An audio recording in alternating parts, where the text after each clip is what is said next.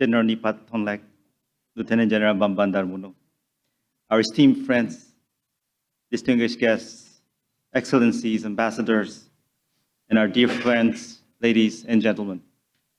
Good morning to you all. It is our utmost honor to welcome you today here in ERIA, in our second day of this 20th commemoration of Peace Agreement in Aceh. My name is Nobuhiro Aizawa, the Dean of the ERIA School of Government. We are privileged here to commemorate the historical achievement, Aceh Peace Agreement, after 20 years. This is a special moment because here today we have our leaders who led the peace process in such a difficult time, and also those who are inspired by and went on to choose to investigate, to research, and to write. All of our distinguished guests today have done such an immense contribution, not only to lay the foundation, but also to strengthen and broadening through its career. I have three main reasons and three main questions to share why we need to seek your time to convene and commemorate together. First of all, of course, we cannot take peace for granted. We need to be talking about this historical and resounding success. We need to acknowledge, appreciate, and study this. And I must say, with the exceptions of our friends today, we haven't done enough. Therefore, this is a humble moment for us to again have our attention to this history, to seek the best knowledge of mankind that we cannot miss to learn from. So today I want to ask everyone, what do you think is the key of this success? I'm sure everyone has its own findings through its distinguished experience and research and reporting. We have the best leaders and thinkers and experts here to ask this question today, and we want to revitalize the discussion and the dialogue.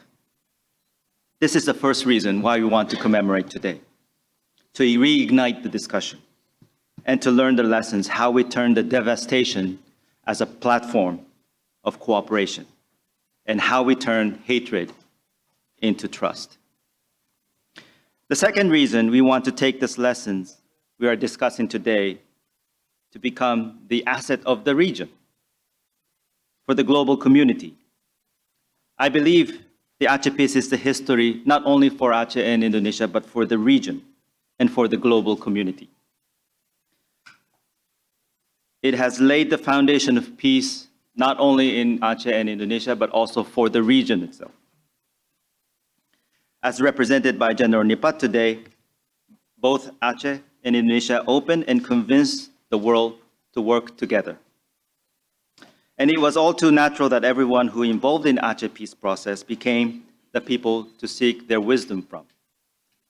I know you are all being asked to work on issues around the world, if not around the region. We therefore want to commemorate this resounding success of the peace in Aceh as a history where we can tap in to seek insights in solving other crises and struggles. We like to highlight the historical process together in this event so that the wisdom sometimes, it is a small detail as we discussed yesterday, just like the way we sit, just like the small numbers that they sign up for, those will make the difference. And those difference that we all experience wanted to be shared so that we can share the insights for the other parts of the region. If we look around today, it is even more important for us in this room to be the mentors and friends of all of us who are facing difficulties to bring peace to our people. So let us ask how we could do this, how we could carry the insights and the lessons of Aceh Peace process to other part of the world. That's our second question here.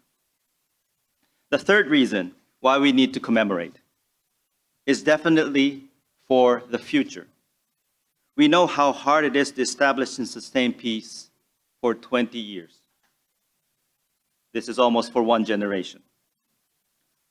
I sincerely commend the success, but I also must say that the job is not done.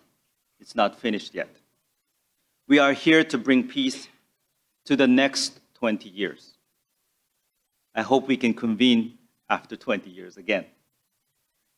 We cannot take this peace for granted, and nothing is guaranteed that we can sustain. I believe that we need to care and develop together continuously and consistently to sustain peace in a resilient manner.